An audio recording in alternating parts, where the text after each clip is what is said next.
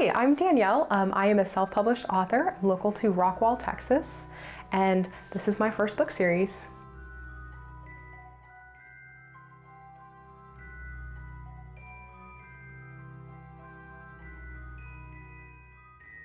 My books are kind of like what would happen if The Hunger Games and The Giver had a beautiful baby that looked something like Lord of the Rings. That was definitely what I was going for.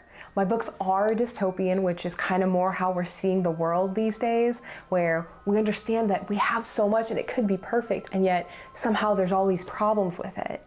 But definitely wanted to add a little bit of that fantasy epic element to it because that's what I always loved growing up. So I've always had a passion for not just consuming stories and books and movies, but being really more involved with them, writing, and creating. I've been writing my entire life. Even when I was little, it was short stories or even a couple chapters here and there. I had started a lot of other books. I started writing some scripts, stuff like that. The Preparations, though, was the first book that I actually finished. And when I finished it, I was just like, you know what? I finished one. Now I got to get the rest of the series done too. The original inspiration came from a dream that I had while I was on a mission trip in Colorado. And it was so vivid and it just really stuck with me. The funny thing is, though, it is actually the last part of book 3 and the beginning part of book 4. So it took me like 3 books to get to the point where I actually get to the dream. So a lot of explanation for a few-minute dream. When I started writing my series, I actually wrote all 4 of the books at the same time. I wanted to make sure that they would all line up really well and that all the details would work. I'd also never published anything before, so I didn't want to get started with something that I wasn't going to finish, and I really wanted to make sure I was committed to finishing the series and that I could actually do it before I went ahead and did that. So I wrote all 4 of the books at the same time, basically one right after another, no breaks. The first one took me about 13 months because I really wasn't super committed. I hadn't really buckled down to it. It was kind of just, this is fun. I'm just doing this for fun at the moment. When I got to the next one, I got a little bit more serious, and that one took me a little bit less than a year.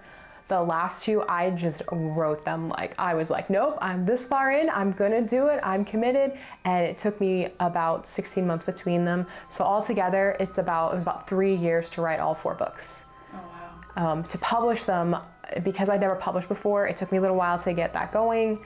And it took me about a year between each one, between really editing them very well, the cover art, and just getting them printed, approved, all that stuff. So this is about a 7-year project to do these 4 books. There's a lot that goes into the writing process that people don't really understand. I would definitely say the easiest part for me is the actual writing. The hardest part for me is probably everything else. Not the best editor. I do struggle with dyslexia and dysgraphia. They're not 100% sure which one it is. I was tested pretty late in life, probably because I was homeschooled and my mom just didn't quite pick up on it. But it was something that I always compensated for really well too. Mm-hmm. So editing can be a challenge for me on some days. Fortunately, my sister is very gifted and has like a minor in English, so she's able to help out where I fall a little short. But she's pretty much my primary editor as far as that goes, other than myself.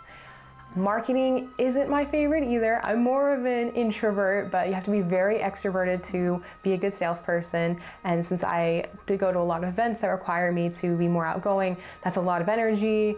But I do find that the writing is actually my favorite part. Throughout the year, I like to go to different trade shows to promote my series. I try to have at least 1 book show a month, just so that I stay active and I can post it on my social media and people don't forget about me. But also, meeting people in person is the best way to promote my books because people meet me and it's really cool to meet the author and it's really exciting to hear about it from the author, and I can sign the book for them. Yeah. So that's the best way for me to get out there and meet people that I don't know and raise awareness and get sales. When you're talking about monetary, though, it can be as much or as little as you want.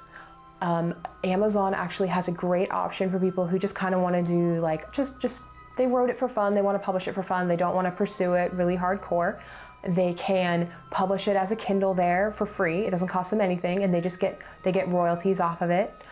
They also allow you to do the same thing with like a softcover book, and I think they're beta testing hardcover books right now. But you literally just, the book's on their website, people buy it, they print it, send it to them, you don't have to do anything, you just get some commission and royalties off of it. I go a little bit differently. I do have my book available as a Kindle ebook, so you can get it from Amazon there, but I wanted to have the books with me so I could go to like set up at book shows, Comic-Cons. I do a lot of school shows. Those are really good because that's my target demographic. And so I found a local printer. It's Hill Print Solutions in Dallas, and they do a really great job. I've always been very happy with their work. And so I go pick up the books from them, and depending on the number that you buy, it depends on the amount of money that you spend. And again, you can buy as many or as few as you want. So the investment is really up to you, but gotcha. The world of self-publishing has opened a lot recently. Mm-hmm. It's really become much more affordable, much more doable, and it's something that if you've written a book and you don't want to go the traditional route, I highly recommend looking into. The most difficult part of being a self-published author is probably the time management, because I don't have anyone looking over my shoulder being like, you have a deadline coming up, you have this coming up, you know, it's all on me. I have to make things happen. In some ways, though, that's the easiest way, where I don't have a deadline. I can really focus on the art of it, and I'm not forced to publish anything I'm not comfortable with. I'm not forced to move ahead with anything that I don't feel is finished.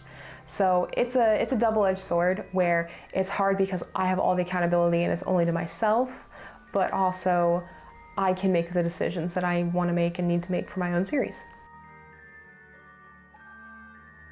Honestly, one of the hardest moments for me was when COVID first broke out. I had a ton of stuff planned that year. My third book was about to come out. I had a big book signing at a half-price books, and when COVID first started, they said, oh, we're only gonna lock down for 2 weeks. And then slowly but surely over like the next couple of months, I got email after email saying, this event's canceled, this event's canceled, this event's canceled. And I had no book shows that year. And I had really set up a lot. It was my first year to really go hard for it, because I had just published my second book. I was looking at publishing the third book. So that was really a hard time, where it was like I had very little motivation because I wasn't going anywhere or doing anything. So I really had to struggle through that. But during the lockdowns, I was able to get both my second 2 books published. And so that was really nice. And then this last Christmas, 2021, I had a ton of book shows and was very successful. Met a lot of people, sold a lot of books. So that kind of helped me recover from the disappointment of 2020. I'm still learning, and if anyone has any suggestions, I'm always listening and open to new ideas, and I'll try just about anything once, so. I have 2 favorite authors who I feel like if I can write anything even close to as good as them, it will be like my life's goal. They are J.R.R. Tolkien and C.S. Lewis, who ironically knew each other and wrote together quite often. I feel like Tolkien's ability to build worlds is just incredible, and I'm so jealous of that. And then I love the way that C.S. Lewis uses allegory to tell stories and says things that are very, very complex in the most simple way possible, that like even a child could understand them. Right. I probably write a little bit more like Lewis, although I do say Tolkien is my favorite author. Although my favorite book is The Silver Chair, which is written by Lewis. So it's really a toss-up between those 2. Mm-hmm. I just have so much admiration for them both. And the fact that they knew each other and like worked together and their work is so different, I love it. I love it. I've been to several other Comic-Cons, and one of my favorite things to do is to be on the panels at Comic-Con, because people ask you all kinds of questions and it's just really fun to get to talk to them. There's so many aspiring authors out there that you can just give them a lot of encouragement, and that's great. However, occasionally you get a question and you get to answer it, and it's hilariously funny. So I'm going to tell you the story of how I shocked everyone at Comic-Con. I was on a panel with 2 other authors, or 3 of us total, and the question was, do you ever, when you're writing a book, just fall in love with your character so much that you decide, I was gonna kill you, but I'm gonna not, where you change your mind? And the first author went, and she was like, you know, this has happened to me. I have fallen in love with characters, and I've decided, no, I'm just gonna give them like a happily ever after and kind of write them out. And then the next guy went and he goes, you know, it sucks, but I feel like if it's part of the story, it's in the plan, yeah, you gotta do it, you know. And then it was my turn. And I looked at him and I said, guys, when you have a character that is as real to you as your best friend, and you love them so much, and they've completed their part in the story and they have fulfilled it so well, what is there left to do except give them a glorious death? There was some silence after that, and then there was a lot of laughter, and then there was some more silence. So it was good. It was really good. Were you embarrassed? No, not at all. Why would I be embarrassed? I meant every word of it.